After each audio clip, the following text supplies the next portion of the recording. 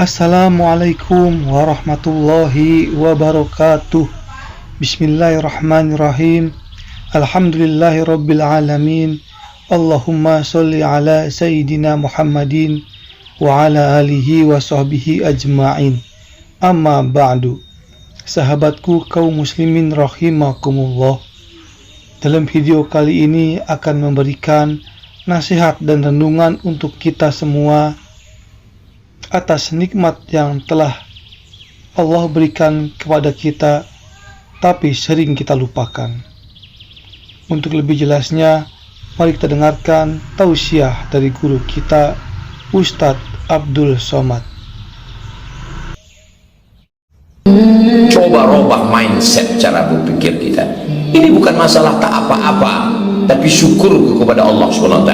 Pergilah ke rumah sakit, berapa orang biaya cuci buah pinggang, cuci darah karena rusak buah pinggangnya. Berapa biaya orang untuk mendapatkan anak, bayi tabung. Kita diberikan keturunan yang baik-baik, kita diberikan kesehatan. Syukur kita kurang kepada Allah karena kita tidak menganggap itu sebagai nikmat. Rumah yang kau anggap biasa-biasa saja, itu adalah kenikmatan yang selama ini diinginkan mereka yang tidur di kolong jembatan. Anak yang kau anggap selama ini hanya mengganggu tidur siangmu, mereka adalah yang diimpikan orang-orang yang sudah menikah 10 tahun tak punya anak.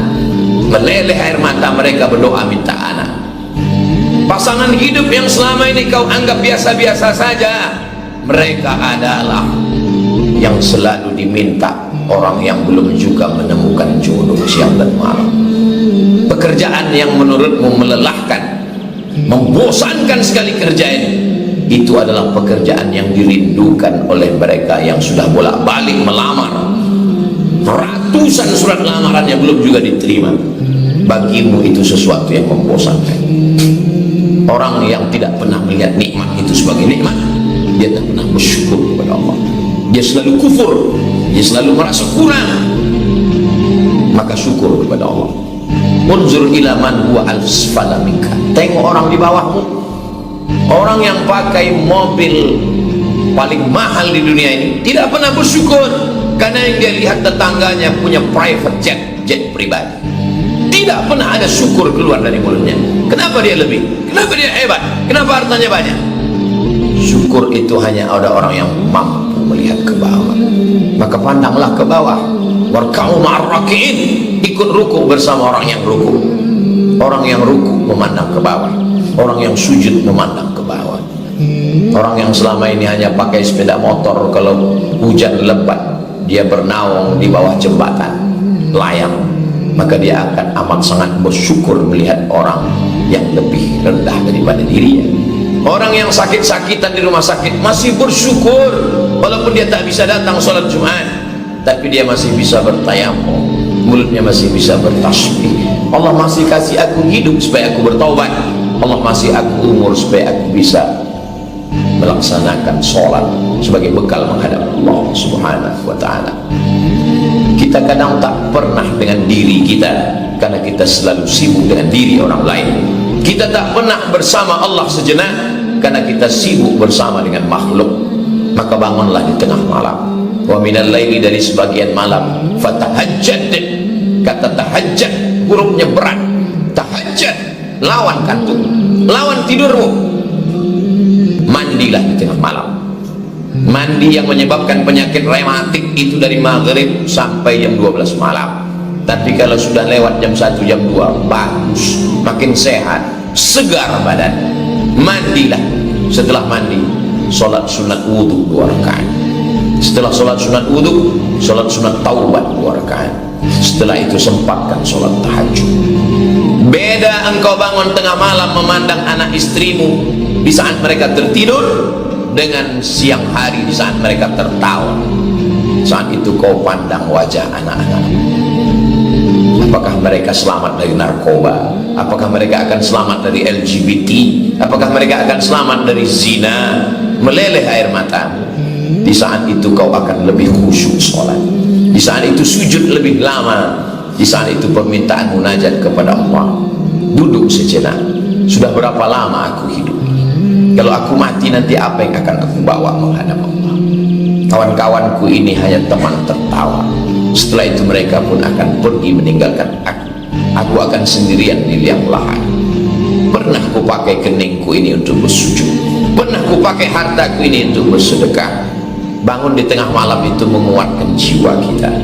Kata Allah kepada Nabi Muhammad SAW, inna sanulqi alaika qawlan thaqila, kami akan mengirimkan kepadamu kalimat yang berat. Kau akan menghadapi Abu Jahal, Abu Lahab, kau akan menghadapi musuh-musuh orang munafik.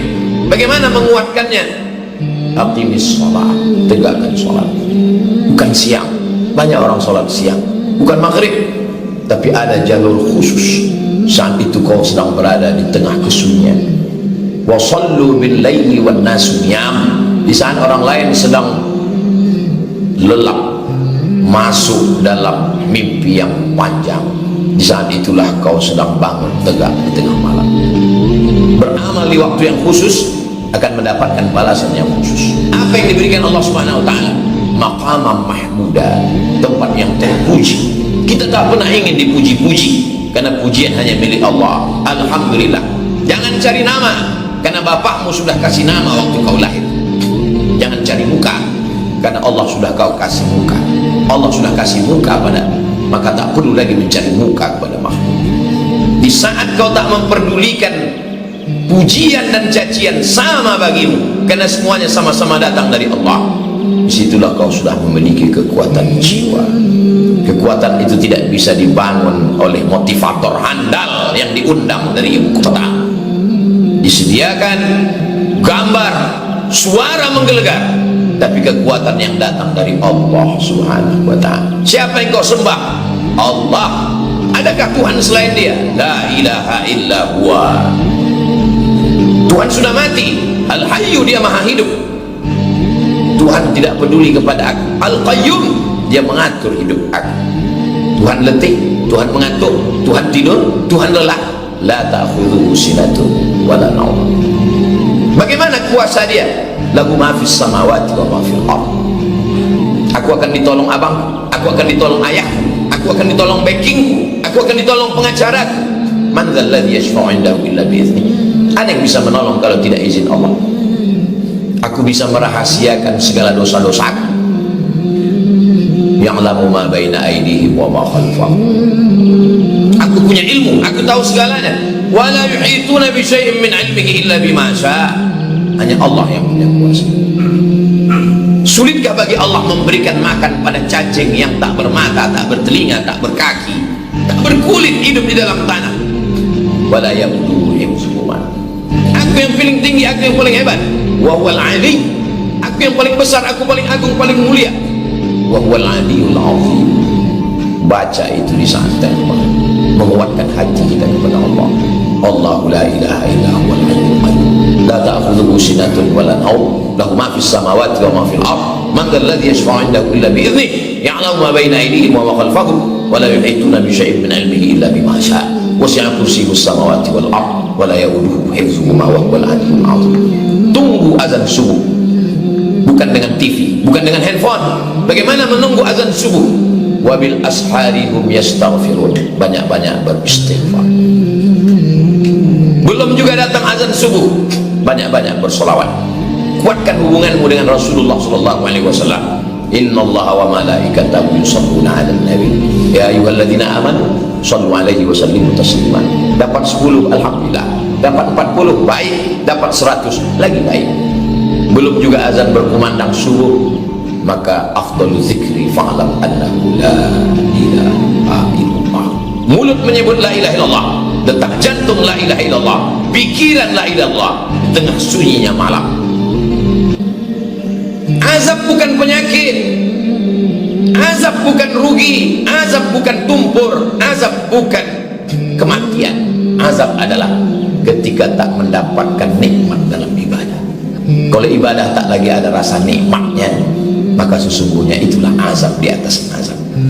Orang yang sakit, boleh jadi Allah sayang dengan dia. Dengan sakitnya dia tak buat dosa, dengan sakitnya dia bertasbih. Tidak ada harta, Boleh jadi rasa sayang Allah, kalau banyak harta itu lalai kita dari Allah. Tapi ada azab yang lebih mengerikan di saat kita tak merasakan nikmatnya tahajud, di saat kita tak merasakan nikmatnya sujud, di saat kita tergesa-gesa saat beribadah, menjadikan ibadah sebagai beban. Duduklah sejenak, merenung sejenak. Hari Jumat ini adalah saat merenung sejenak. Khotib mengingatkan kita, sholat Jumat bukan sekedar sholat 2 rakaat.